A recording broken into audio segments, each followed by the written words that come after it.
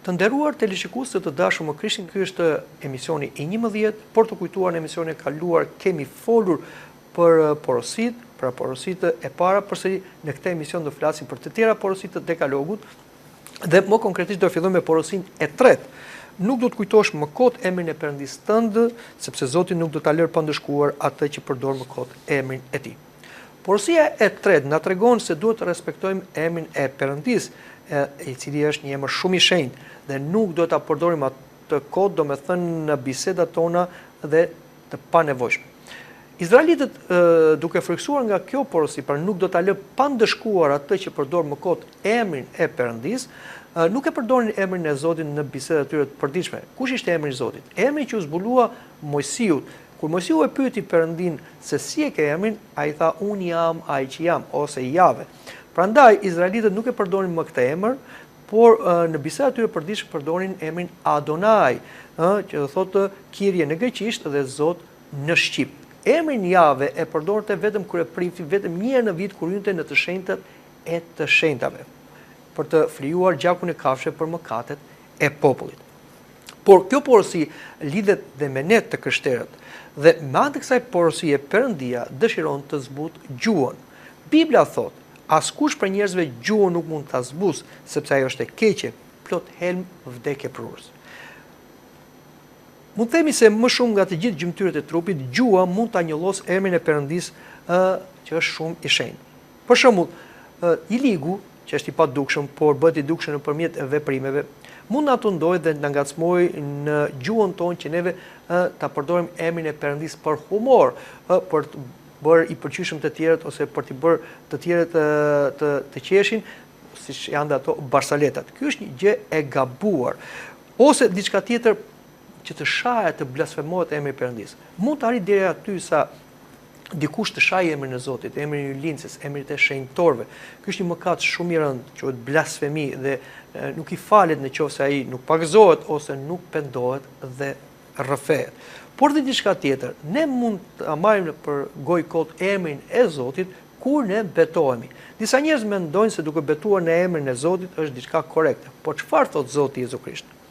Mos u betoni fare, as për qiellin që është froni i Perëndis, as për tokën që është stoli i këmbëve të tij, as për Jeruzalemin që është qyteti i mbretit të madh. Mos u beto as për kokën tënde, sepse nuk e fuqi të zbardhësh ose të nxjis qoftë edhe një fije floku, por fjala jote të jetë po, jo, gjithçka tjetër vjen nga i ligu. Pra, duhet bëjmë kujdes me betimin. Ndonjëherë prindit i nxisin dhe fëmijët të betojnë që të bëhen të besueshëm. Madje thonë që fëmia im po betohet në Zotin, gjithmonë thotë vërtetën. Normalisht fëmia është i çiltër, është i pastër dhe thotë vërtetën. Por kush rreziku që një fëmijë të betohet në emrin e Zotit? Sepse ky fëmijë, si papjekur që është, mund vjen në rrethana të vështira dhe për të shmangur qortimit nga prindrit, ai merr emrin e Zotit si dëshmimtar të rrem. Pra betohet në emrin e Zotit kur ka bërë diçka tjetër. Dhe kështu dhe fëmijët gabojnë. Prandaj duhet ta heqim të zakon si nga vetja dhe nga fëmijët dhe siç thotë dhe Zoti Krisht. Po, jo. Rëndësishme të jemi të besueshëm tek Zoti. Pastaj të tjerët janë njerëz. Gjykimin e jep Perëndia.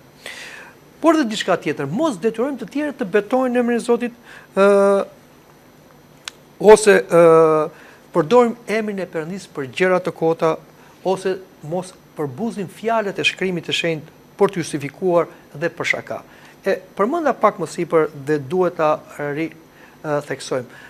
Është diçka tjetër dhe shumë e gabuar ajo që merret emri i Zotit në përgoj kot për shaka dhe për barsaleta. Por jo vetëm për ata që e thon, por dhe për ata e dëgjojnë dhe e pranojnë është gabim. Për shembull, ne mund të shikojmë emisione të ndryshme në televizor ose diçka tjetër kur disa aktorë të humorit e përdorin emrin e Zotit për shaka. Dhe në qoftë se neve jemi indiferent ose bashkohemi me atë çfarë dëgjojmë, edhe ne kemi mëkatuar. Prandaj do të bëjmë një qëndrim dhe as nuk do denjojmë të dëgjojmë të tilla gjëra, pra të merret emri i Zotit në përgoj kot, pra duke u bërë shaka dhe estradë. Neve ose duhet ta ndryshojmë kanalin e televizorit ose do ta mbyllim atë libër ose atë gazetë, ose do largohemi nga ata njerëz që përdorin të tilla gjëra dhe nëse kemi kurajo, ti themi që kjo është diçka e gabuar dhe unë paktën nuk do të bëjmë pjesë në këtë gjë që vetë Zoti thot, nuk do ta lë pa ndëshkuar atë që përdor më kot emrin e Zotit. Por mund themi se të marrësh emrin e Zotit në për gojë kot, do thot dhe kur ti je në momente të vështira të jetës tënde, për shembull një aksident, një sëmundje, një fatkeqësi, bën Perëndin shkaktar dhe blasfemon emrin e Perëndis. Edhe ky është një tundim që vjen nga djalli, i cili na gjen në momente të vështira, konfuz dhe na vën në gojë të shajmë emrin e Perëndis. Do të dimë se asnjë e keqe nuk vjen nga Zoti. Zoti është i mirë dhe bën vetëm mirë. E keqja vjen nga djalli dhe nga mëkati ynë. Pra, nëse ne e pranojmë djallin, ofertën e tij dhe bashkëpunojmë me atë me dashje ose pa dashje, atëherë na viziton e keqja. Prandaj, kur të viziton e keqja, mallko djallin, por dhe qorto veten tënde. Diçka tjetër që mund ta marrësh emrin e Zotit në përgojë kot, do të thotë mos beson tek fati dhe jo tek Perëndia. Fatkeqësisht njerëzit të cilët duan të dinë të ardhmen, nga që e frikson mosjoja, ata shkojnë dhe drejtohen mediumëve, fallxhorëve, magjistarëve dhe kështu kërkojnë të ardhmen. Por ky është një mëkat, sepse shan emrin e Zotit, që është emri i tërshenjtë, sepse emri i Zotit është një emër që tregon se Zoti është i vërtet dhe vetëm Zoti e ka të vërtetën për të sotme dhe për të nesërmen. Kështu që nëse aq më tepër të krishterët shkojnë dhe i kërkojnë ndihmë këtyre magjistarëve, mediumëve, fallxhorëve, ata shajnë emrin e Zotit, ashtu si Zoti thotë, ky popull më nderon me buzë, por me zemër më larg. Dhe në raste të tilla, emri i Perëndis shahet ndër pagan. Pra, kur shikohet një krishter i cili shkon te një magjistar, një fallxhor, një medium, atë çfarë do thon paganët ose ata që janë krishterë? Do thonë që edhe të krishterë njësoj si ne janë, vetëm që thonë jemi të krishterë, por nuk kanë një ndryshim të madh. Prandaj duhet bërë kujdes, sepse me dashje ose pa dashje ne bëjmë shkaktar që emri i Zotit të shahet edhe tek të tjerët. Gandhi, i cili dim që ishte ai frymëzuesi ose lideri i popullit indian, tha: "Unë nuk u bëra i krishter se nuk pash një të krishter." Kjo është një akuzë që ai u bënte të krishterëve anglezë që ishin poshtues të Indisë, sepse nuk mund të jesh i krishter vetëm se ke emrin krishter ose mban dhe një kryq ose diçka tjetër. I krishter do thotë të zbatosh porositë e Perëndisë. Prandaj duhet bëjmë kujdes. Shënjo Angujarti thotë, duhet ta shenjtërojmë emrin e Perëndisë në jetën tonë dhe ta shpallim emrin e tij të shenjtë, nëse është e mundur edhe me fjalë. Pra, kush është e rëndësishme për ta shpallur emrin e Perëndisë? E rëndësishme nuk janë fjalët që ti thua unë jam i krishter ose thjesht duke thënë doktrinën e krishter. E rëndësishme dhe ajo që ka impakt në fillim tek ata që janë rreth nesh është sjellja, është morali ynë, është mënyra se si flasim, është mënyra se si vishemi, është mënyra se si i drejtohemi tjerëve. Prandaj dhe Zoti Krishti, unë po e them për secilën fjalë boshe që flasin njerëzit do të përgjigjen në ditën e gjyqit të tmerrshëm, sepse me fjalët e veta do të arsyetohen dhe me fjalët e veta do të akuzohen. Njeriu do japi llogari për çdo fjalë që ka thënë nga goja e tij. Fjala është një nga dhuratat më të mëdha që Zoti ka dhënë njeriu dhe mënyra ne si flasim, që tregon mendimin ton, na bën ikon të Perëndis, ikon të fjalës së Perëndis, pra të Jezu Krishtit. Prandaj fjala është një dhuratë që ne duhet dim si ta përdorim dhe në radhë parë nëpërmjet gojës ne duhet të shenjtërojmë emrin e Perëndis. Pra, duhet ta shenjtërojmë emrin e Perëndis me gojën në jetën tonë. Cili do të thërrasë emrin e Perëndis do të shpëtojë dhe ai që do të thras emrin e Perëndis në emër të Jezu Krishtit, ashtu si Zoti Krisht thotë, cili më pranon mua para njerëzve, do ta pranoj dhe unë përpara Atit tim që është në qiell. Kurse ai që më mohon përpara njerëzve, dhe unë do ta mohoj përpara Atit tim që është në qiell. Prandaj të dashur me Krishtin, le të bëjmë kujdes se kjo është një porosi që kërkon vëmendje dhe përqendrim dhe i ligu në nxit, si thamë më përpara, me të ndime të ndryshme, duke na gjetur edhe në pozicione të befasishme për të përmendur emrin e Zotit në përgoj kot, por nëse ne nuk pendohemi, nuk rrëfehemi ose nuk të riqemi, atë Zoti thotë nuk do ta lë pa ndëshkuar atë që përdor emrin e Zotit në përgoj kot. Shumë fatkeqësi që i ndodhin individëve, familjeve, po dhe popujve, vjen se blasfemohet emri i Perëndis. Porosia e 4 thot, kujto ditën e shtunë për ta bekuar. 6 ditë do të punosh dhe të bësh tërë punët e tua dhe ditën e 7 të bësh pushim për Zotin Perëndin tënd. Ç'na thot porosia e 4? Porosia e 4 na mëson që 6 ditë të javës ne duhet punojmë dhe ditën e 7 pushojmë duke ia kushtuar Perëndis. Por cila është dita e 7? Por jo dejnë dita e 7 ishte dita e shtunë, sepse dita e parë e javës është dita e diel, ashtu si Zoti na thot në librin e Zanafilës, për 6 ditë e krijoi botën, pra filloi diela deri tek e premtja dhe në fund të ditës së premte u krijua njeriu. Në ditën e shtunë Zoti pushoi nga veprat e tij. Por për ne të krishterët nuk është më e shtuna, është dita e diel, sepse dita e diel është dita e veçantë, dita e re që krijoi Zoti ose dita e 8, sepse në atë ditë Zoti Krisht u ngjall prej së vdekur, nuk ka dhënë njeriu e ri. Vepra e krijimit ka qenë e madhe. Dhe ja çfarë ka thënë profeti Agje. Lavdia e këtij tempulli do të jetë më e madhe se ati të parit. Kështu pra, lavdia e shpërblimit është më e madhe se ajo e krijimit. Mençuri të madhe ka treguar Perëndia kur na ka krijuar, por më bukur kur na ka shpëtuar. Fuqia e madhe është treguar kur Perëndia na ka krijuar nga asgjëja, por më e madhe është treguar kur na ka ndihmuar atëherë kur ishim më të këqij se asgjëja. Më tepër ka kushtuar për të na shpërblyer se për të na krijuar. Me rastin e krijimit ka thënë një fjalë, bo, në shpërblim ka derdhur gjak. Krijimi ka qenë vepër e gishtërive të Perëndis, shpërblimi është vepër e dorës së Zotit. Në krijim Perëndia na ka dhuruar neve, por në krijimin e ri ai dhuroi vetveten. Në përmes krijimit të parë kemi pasur të drejtë në parajsën toksore, kurse përmes shpërblimit kemi të drejtë në mbretërinë hyjnore. Me të drejtë pra psalim dhe themi për ditën e diel. Ja dita që krijoi Perëndia, të gëzohemi për të. Pra, të dashur më Krishtin, shikoni dhe çfarë kuptimi të madh ka dita e diel për ne të krishterët. Prandaj dita e diel është një ditë e veçantë. Dhe neve të krishterët jemi thirrur ditën e diel për të vajtur në kish. Edhe ditë të tjera të kremte, por jemi të detyruar në ditën e diel. Dhe sa që dëgjojmë këmbanën ditën e diel, janë një ftesë që Zoti i bën çdo të krishteri për të vajtur në shtëpinë e Perëndis. Prandaj është një përgjegjësi e madhe dhe nuk mund të justifikohemi nëse në ditën e diel ne nuk çohemi herët, nuk përgatitemi për të vajtur në kish, sepse ne sfidojmë ftesën e Perëndis. Perëndia na ka bërë një ftesë që ditën e diel të shkojmë në shtëpinë e tij, pra në kish, dhe të drekojmë bashkë me Perëndin. E gjithë liturgjia hyjnore që ne bëjmë në kish nuk është gjë tjetër veçse një darkë ose një drek e përbashkët me Zotin, ku Perëndia na jep për ushqim, jo gjëra që prishen, ushqime të zakonshme që jam, por trupin dhe gjakun e birit të tij. Dhe nëse neve nuk shkojmë në kish dhe refuzojmë të marrim trupin dhe gjakun e Zotit, kjo është një fyrje e madhe për Perëndin. Mendoni, të dashur më Krishtin, nëse juve thrisni fëmijët tuaj ose miqtë tuaj në një fest dhe ata justifikohen duke mos ardhur, a do të jenë të justifikuar vërtet? Prandaj ashtu si neve nuk i justifikojmë dhe ndonjëherë dhe nuk i falim kur të tjerë nuk i përgjigjen ftesave tona ose atë darkë drejt që ne shtrojmë për ata, patjetër që Perëndia hidhërohet.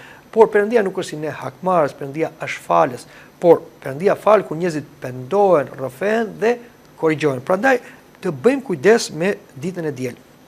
Dhe më konkretisht, në ditën e diel nuk duhet të punojmë. Kategorikisht është e ndaluar puna për fitim personal, sepse neve jemi thirrur siç thash në liturgjinë hyjnore, në darkën ose baketin e Perëndis, dhe të punosh në ditën e diel kur bëhet liturgjia hyjnore, pra është përsëri një sfidë që ti bën Zoti. Dhe aq më tepër është një pabesi e madhe. Zoti ka thënë 6 ditë puno dhe ditën e 7 ma përkushtosh mua. Dhe sa kërkon Perëndia? 2 orë ose 3 orë sa mund të zgjasë liturgjia hyjnore. Prandaj të bëjmë kujdes sepse puna ditën e diel është e mallkuar. Çfarë thot Shën Kozmai? Ai fitim që bëhet të dielën është i mallkuar dhe vini zjarr dhe mallkim në shtëpitë tuaja dhe jo bekim. Sot thuhet se tregtia është shlocë dhe zakonisht ditën e diel njerëzit janë të dhënë mbas tregtisë, mbas pazarit, por duhet bëjmë kujdes sepse siç thash, kjo lloj tregtie, ky pazar ditën e diel nuk është i bekuar. Të krishterët e parë ishin shumë të ndjeshëm, madje anvisat edhe bukën në shtëpi e bënin ditën e shtunë dhe çdo gjë ishte gati në ditën e diel. Dhe dita e diel nuk është një ditë që ne ja përkushtojmë Zotit vetëm kur shkojmë në kishë, por si them, vazhdon liturgjia mbas liturgjisë. Prandaj, ajo ditë është përkushtuar Zotit e plot, që do të thotë mbas liturgjisë ne duhet të takojmë me miqtanë të krishterë, duhet të bisedojmë me ta, duhet të bëjmë vepra bamirësie, të vizitojmë njerëzit e smur, njerëzit e nevojë, ose atë ditë le të lexojmë disa libra shpirtëror, pra t'ja përkushtojmë Zotit, dhe është shumë e nevojshme dita e diel për të vajtur në kishë, sepse neve heqim barrat e një jave dhe kështu Perëndia na lehtëson nga barra, duke na thënë nëse jeni të lodhur dhe të munduar, ejani tek unë dhe mësoni nga mua se unë jam i butë dhe i u për ulur në zemër dhe barra ime është e lehtë dhe zgjedhja ime është e ëmbël, thot Krishti. Prandaj, kur ne shkojmë ditën e diel në kishë dhe takojmë me Zotin, aq më tepër kur marrim misterin e falënderimit hynor, trupin dhe gjakun e Krishtit, atëherë Krishti ka hyrë brenda nesh. Ne jemi të lehtësuar me energji të reja dhe fillojmë një javë të re me bekimin e Perëndisë. Kjo është arsye që për ata të krishterë që nuk janë vëmendshëm dhe respektojnë ditën e diel, ata edhe java që fillon është një javë e mërzitshme dhe gjërat nuk ju ecin mbar. Prandaj duhet të pasur kujdes dhe shumë aksidente, shumë fatkeqësi dhe probleme ndodhin ditën e diel për ata të krishterë që nuk respektojnë të dielën. Dhe një shejtor ka thënë, Zoti do vi një ditë të diele dhe patjetër që do marri në mbretërinë e tij ata që do t'i gjejnë në kishë dhe po ashtu thot ai që nuk respekton ditën e diel nuk do ta shikoj fytyrën e Perëndisë as në këtë jetë as në jetën tjetër. Prandaj le të bëjmë kujdes me ditën e diel. Vazhdojmë edhe flasim për porosinë e pestë. Porosia e pestë thot ndero atin dhe nënën tënde që të kesh jetë gjatë mbi dhe që Perëndia yt ka për t'i dhënë. Porosia e pestë na mëson se duhet të nderojmë dhe të respektojmë prindrit tanë, t'u bindemi, t'i ndihmojmë dhe t'i ushqejmë në moshën e pleqërisë dhe të kujdesim për ta, pa u mërzitur për dobësinë e pleqërisë së tyre. Kemi një shlyerje borxhi, pra çdo brez shlyem borxhin brezit tjetër. Ashtu si prindët tanë u përkujdesën për ne kur ne ishim të vegjël, rinim pa gjumë, hoqën rrobat e tyre, hoqën ushqimin e tyre dhe na i dhanë neve, të njëjtën gjë duhet të bëjmë ne me prindin tanë kur ata shkojnë në një moshë që nuk mund të kujdesen për veten e tyre. Prandaj duhet një përkujdese për prindrit, por jo vetëm për prindrit natyral, por edhe për prindrit shpirtëror, pra ne në kishë mësojmë të respektojmë etrit shpirtëror që janë klerikët, por dhe ashtu mësuesit dhe të gjithë ata të cilët në një farë mënyre kanë kontribuar për jetën tonë. Dhe të respektojmë prindin më konkretisht është sepse prindit kanë bekim. Zëri i prindit është zëri i Zotit. Prandaj duhet pasur kujdes sepse ashtu si sillemi me prindit jemi sjell me Zotin. Në ligjin e Mojsiut thuhet: kush e rre baban dhe nënën e vet le të vritet. Kush e shan baban dhe nënën e vet le të vritet. Vazhdon dhe thotë ligji i Mojsiut: lakurisien e babait dhe të nënës tënde nuk do ta zbulos, është nëna jote, nuk do të zbulosh lakurisin e saj. Por kështu, sipas ligjit, ndalohet dhe vetë zbulimi i prindërve. Duhet pasur kujdes sepse shoqëria jon gjithmonë e më tepër po çthuret dhe fatkeqësisht mëkati i kurvërisë, i cili ka shumë faktorë dhe një ndër faktorët është edhe zhveshja, po bëhet diçka shumë natyrale. Por çfarë ndodh? I ligu shfrytëzon dhe momentet familjare ose dhe lidhjet më të ngushta që janë lidhjet biologjike, lidhjet e gjakut. Pra, djalli na fut me ndime duke shfrytzuar momente ndryshme edhe mëkat brenda familjes.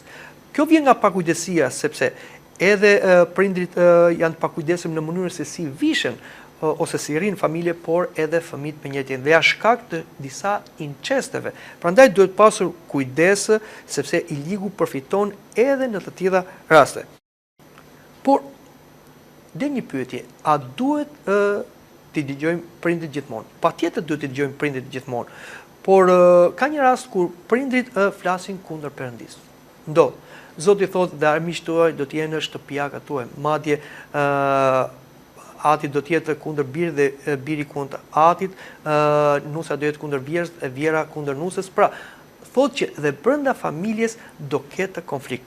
Për shkak se jo të gjithë brenda familjes fatkeqësisht besojnë, në shumicën e rasteve disa besojnë dhe disa nuk besojnë, është një bekim i madh për një familje që beson e gjitha dhe e gjitha thret emrin e Perëndis, lutet së bashku dhe shkon së bashku të dielave në kish ose në të kremteve. Por ka raste që edhe prindit dalin kundër fëmijëve. Në tilla raste ne nuk do t'i dëgjojmë prindrit. Është rasti i vetëm, sepse Zoti thotë kush do nën, baba, më shumë se mua nuk është i vyer për mua. Por edhe kur prindit nuk besojnë, kur ata na këshillojnë, kur ata na flasin, kur ata dhe na qortojnë, ne duhet i dëgjojmë ndonjëherë edhe më shumë, se nëpërmjet sjelljes son si fëmijë ndaj prindërve, ne mund të ndikojmë tek ata që ata, duke parë se fëmijët e tyre janë bërë më të edukuar, më të dëgjuar, sepse ata janë bërë të krishterë, atëherë edhe një prind që nuk është i krishterë ose një prind ateist, do të zbutet dhe do të riqet tek besa e krishterë duke parë shembullin e mirë te fëmia e tyre. Prandaj duhet të kemi kujdes. Neve do të kujdesemi për prindrit, ashtu siç e tham në fillim, kur ata janë i moshë nuk mund të kujdesen për vete. Vetë Zoti Jezu Krisht na dha një shembull të tillë. Dhe kur ai ishte në kryq, poshtë kryqit pa nënën e tij dhe nxënësin e tij të dashur Joanin. Dhe Zoti Jezu Krisht në agoninë e tij u kujtua për nënën e tij dhe për kujdesin ndaj saj duke thënë: "Grua ja biri yt dhe bir ja nëna jote." Dhe që nga ai moment shën Joani e mori dhe u kujdes për nënën e Zotit. Prandaj edhe ne duhet kujdesemi për prindrit tanë. Dhe do dim diçka se prindi mund të bekojë dhe mund të mallkojë. Dhe Zoti dëgjon zërin e prindit. Dhe bekimi forcon themelit e shtëpisë, kurse mallkimi i prindit të shkatron. Sepse Perëndia e dëgjon fjalën e prindit, sepse prindi ka përgjegjësi për fëmijët dhe atë çfarë ai ka thënë, ose bekim, fatkeqësisht edhe mallkim, e ka thënë me të drejtë. Prandaj nuk duhet arrim deri aty sa t'i vëmë prindin në situatë të vështirë që të na mallkojnë. Kjo nuk i justifikon edhe prindin që mallkon, sepse mallkimi është diçka e keqe, por ja që ndodh. Tregohet një histori nga jeta e Shën Paisit, që erdhi dikush dhe u ankua dhe tha që nuk po bëjmë prokopi në familjen tonë. Asnjë nga ne si fëmijë, pra vëllezër dhe motra, nuk jemi martuar. Atëherë i thotë Shën Paisi, po çfarë ka ndodhur? Ai tha, mendoi se mund na kenë bërë në magji ose diçka tjetër. Shën Paisi, njeri i Perëndis, ju lut Perëndis, e tha, nuk shikoj tha që mund t'ju kenë lidhur me magji, po mos ka diçka tjetër, mos ju ka mallkuar nëna juaj. Edhe ai u kujtua, po tha, ne ishim shumë të prapë, tha, dhe e lodhim dhe ajo gjithmonë na thoshte mbetshi dru. Dhe ashtu kishin mbetur dru, pra nuk ishin martuar. Atëherë Shën Paisi i thotë, këtu pra është problemi. Duhet i kërkoni falje nënës dhe t'i thoni që ajo të shkojë të rrëfehet, pra të zgjidhet mallkimi. Dhe ashtu ndodhi kur këta i kërkuan falje nënës tyre dhe ajo shkovi e rrëfevi, u shlirua nga lidhja, pra nga mallkimi që kishte dhënë për fëmijët, e gjithë ajo familje, gjithë ata vëllezër dhe motra një nga një u martuan dhe u bekuan. Prandaj le të bëjmë kujdes. Por dhe diçka tjetër. Edhe prindrit kanë përgjegjësi dhe kjo porosi i va ata në detyrim ndaj fëmijëve, që do të thotë do të kujdesen për fëmijët e tyre dhe jo vetëm t'i ushqejnë dhe t'i arsimojnë, por në mënyrë të veçantë duhet të kujdesen për edukimin shpirtëror të fëmijëve të tyre. Shën Agustini thotë, nëna ime është munduar më tepër për lindjen time shpirtërore se për atë fizike. Dhe kur vdiq nëna e Shën Agustinit, Shën Monika, ai qavi 1 orë në varrin e saj dhe i tha njerëzit, më falni o njerëz, sepse unë qava 1 orë tek varri në nënës time kur ajo qavi gjithë jetën për mua. Prandaj duhet bëjmë kujdes. Por dhe diçka tjetër. Prindit duhet i qortojnë fëmijët. Shkrimi i shenjtë thotë, ai që ja kursen thuprën fëmisë vet e urren atë. Prandaj prindi ka të drejtë ta qortojë fëmijën, kuptohet, nuk do ta raj fëmijën t'i shkaktoj atij shqetësime ose probleme, aq më tepër dhe vdekje, kjo është një gjë e ndaluar, por duhet ta qortoj. Jetojmë në një botë ku një frymë liberale ku mësojnë edhe fëmijët mos dëgjojnë prindit, madje edhe të denancojnë prindrit e tyre. Natyrisht ka raste të tilla kur prindit janë të dhunshëm, ka një dhunë sistematike ose të pakontrolluar dhe të dëmshme për shëndetin e fëmijëve. Por kjo nuk do të thotë se sa herë që qërton prindi fëmia duhet të rebelohet dhe duhet marrë në telefon që të denancojnë prindin. Pra duhet pasur kujdes, prindi ka të drejtë ta qortojë fëmijën dhe sa e do prindi fëmijën, nuk e do shteti fëmijën dhe fëmia duhet ta dëgjojë prindrit e tij, sepse ai që nuk dëgjon prindin, ai nuk dëgjon as Zotin. Dhe diçka tjetër, prindrit kanë përkujdesje për fëmijët deri në fund të jetës tyre, sepse janë të thirrur që prindit të kujdesen ekonomisht për fëmijët e tyre dhe jo fëmijët për prindit, sepse fëmijët do kujdesen për fëmijët e tyre dhe kështu çdo brez kujdeset për njëri tjetrin. Dhe është e patolerueshme për ata prindër të cilët shikojnë vetëm interesin e tyre personal dhe nuk shikojnë atë të fëmijëve të tyre. Dhe mund të themi shumë fjalë, por prindi duhet ta qortojë fëmijën e vet në kohën e dur dhe mos jetë tolerant dhe liberal kur shikojnë që fëmia ka marrë një rrugë të gabuar. Tregohet një histori se si një djalë i cili ishte përballë ekzekutimit dhe e kishin dënuar për një krim me varje, i thanë kush është dëshira jote e fundit, edhe ai djali tha dua nënën time. Dhe i afrua nënën e vet dhe i tha nxirë gjuhën. Ajo nxori gjuhën dhe ai ja kafshoi. Dhe ata i thanë çfarë je duke bërë? Kjo gjuhë tha më solli këtu tha, sepse nuk më foli në kohën e dur.